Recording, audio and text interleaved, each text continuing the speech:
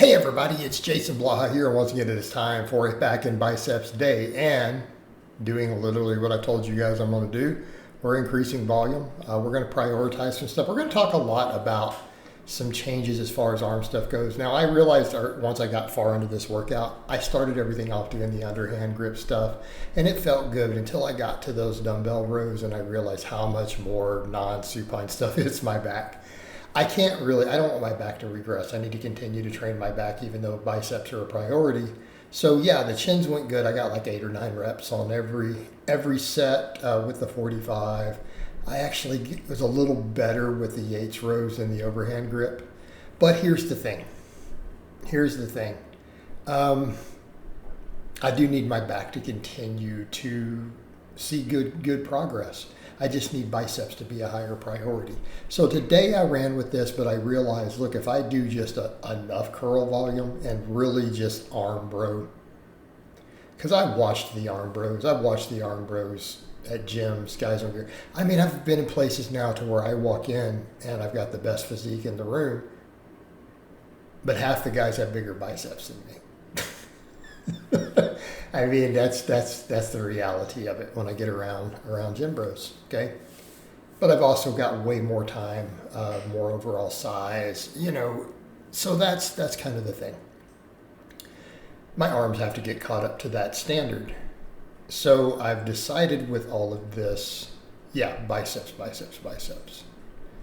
guys can see the leanness coming out there though when I'm picking that up. Okay, biceps. But that doesn't mean I want to neglect back. So I ended up doing 3 exercises for lats.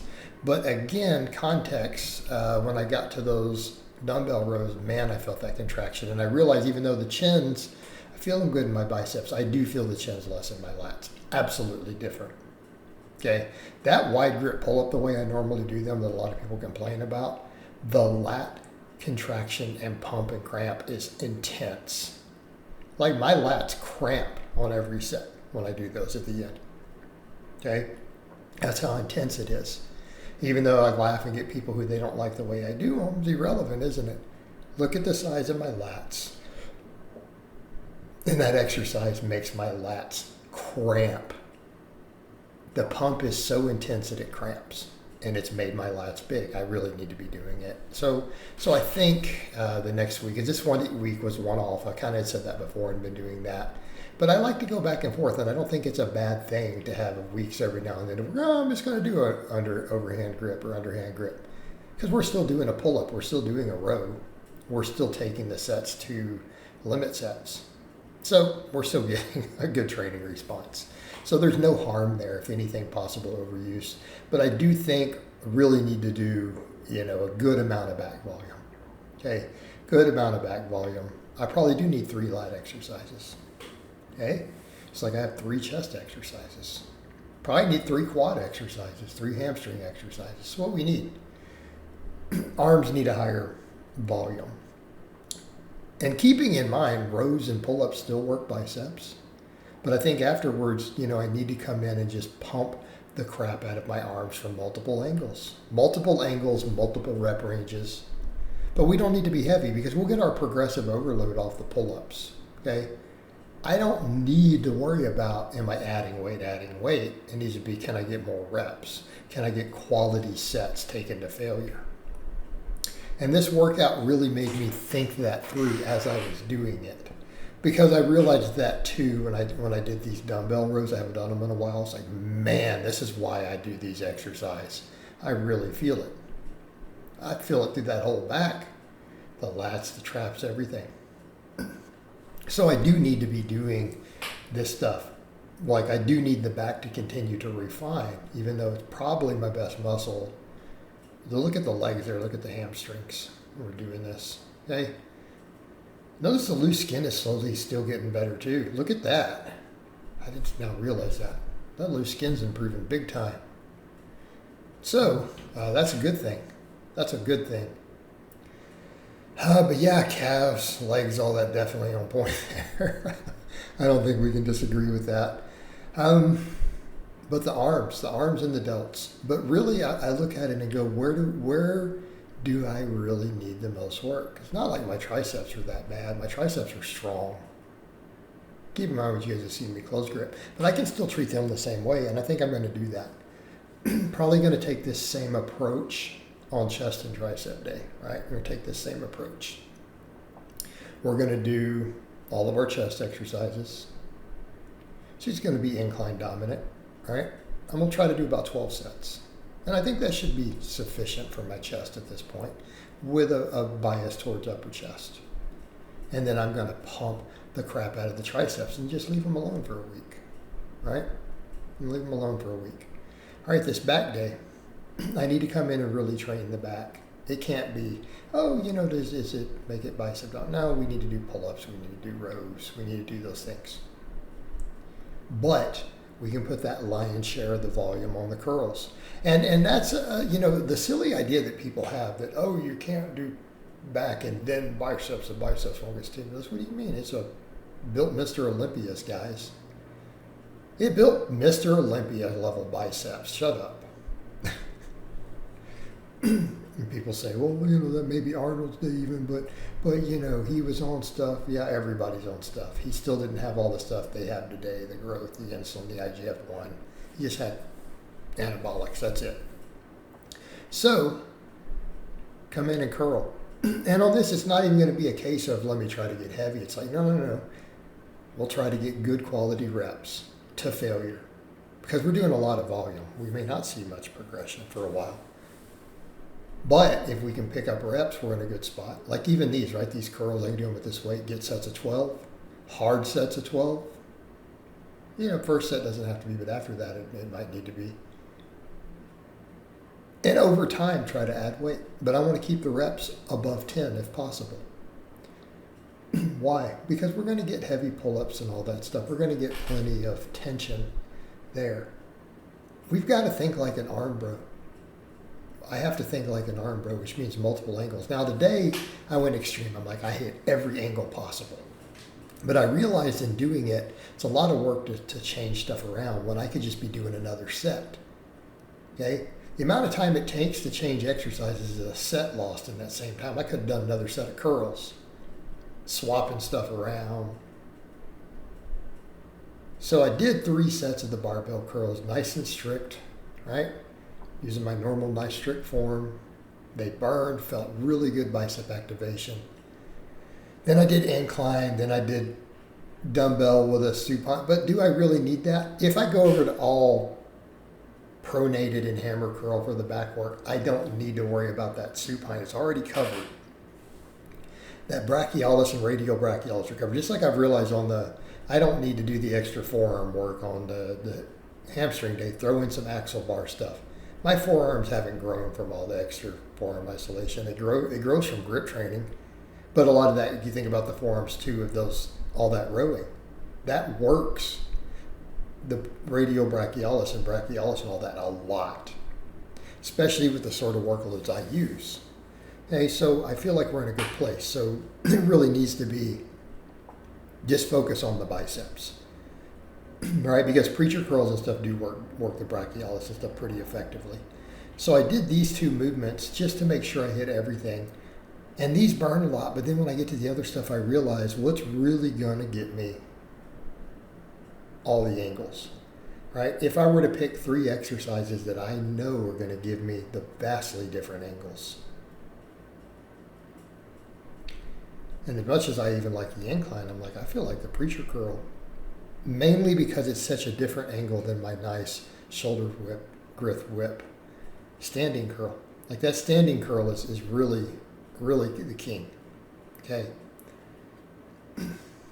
Really the king. And I like incline curls. Don't get me wrong. I love incline curls. Right? But we do get to a point to where we're feeling a lot of that shoulder pull and other stuff.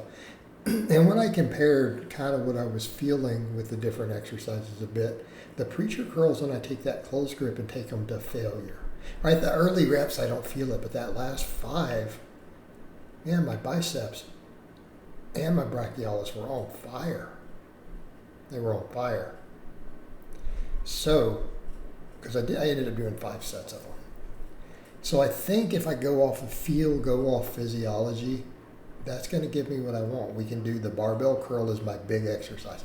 You know, just like for the back, my pull-up is my big exercise, and I can do a little more refinement rowing, right? Push progress on the pull-up. Then we use the others to refine as pump work, burn work, you know, in that 12 plus rep range. All right, that higher reps, burn, burn, burn. Curls can be the same way. Come in and do that strict barbell curl, that big movement. We do that big movement. Same thing here. You guys notice I do the supine and pronate the wrist. But again, as much as that can be valuable, I'm doing all the other stuff pronated. I don't need that. I just need more bicep work. Biceps, biceps, biceps. But I mean, I had a hell of a pump from all this. Right? It felt good. My biceps are hurting, like they're cramping every time I reach up and touch my face or do anything. Because we did 16 sets for biceps after all that, not counting the pull-ups and stuff. But I could look at all that and go, so what happens if I do take it to 15 to 20 sets every bicep workout? What happens if I pick 3 efficient movements and just pump them till my arms are exhausted? Set after set to failure. Are we really worried about overtraining the biceps? We're only going to train them once a week. Will we get every single possible muscle fiber? Can I get every fiber in the biceps off 3 exercises? And I think the answer is yes. I think the answer is yes. And I think for me, really, it's about getting the big movement and the strict movement. All right? Just like we would think of every other muscle, the compound. Because really the big barbell curl is kind of a compound. This is absolutely an isolation. All right. Notice that closed grip. In there, super strict, take the sets to failure. And yes, that is my full range of motion. You guys will notice when I fail. But I could look at that and go, okay, if I do 15 to 20 total sets of just these 3 movements every week to failure after doing all the back work, my arms will grow. And especially I think the band work to pump it out, because I've watched that. I mean, watch how the bros with the really great biceps train. And a lot of them still only train biceps once a week. They still do to this day. Okay? But they just pump the holy hell out of them. And that makes sense. Because that pump work will hit all the upper threshold fibers, especially if we're taking it all to failure every time. All right? But what are we looking at? We're looking at doing 6 to 7 sets potentially of all 3 of these movements. But is it doable? If I start light enough to where I'm hitting 12 plus reps on everything, it's still going to keep the reps high. We're still going to get a lot of volume. And that's the direction I think I need to go with it. Just train the arms into absolute exhaustion. I'm not worried about not recovering from it. Guys, I ate plenty of calories. I ate 300 grams of protein a day. I'm on a little bit of that there. Okay? I need to train like it. I need to train like it. So ferocity, I need to hit the arms with an absolute ferocity like that. And I know people will argue that doesn't work, but it does work. We see it work all the time.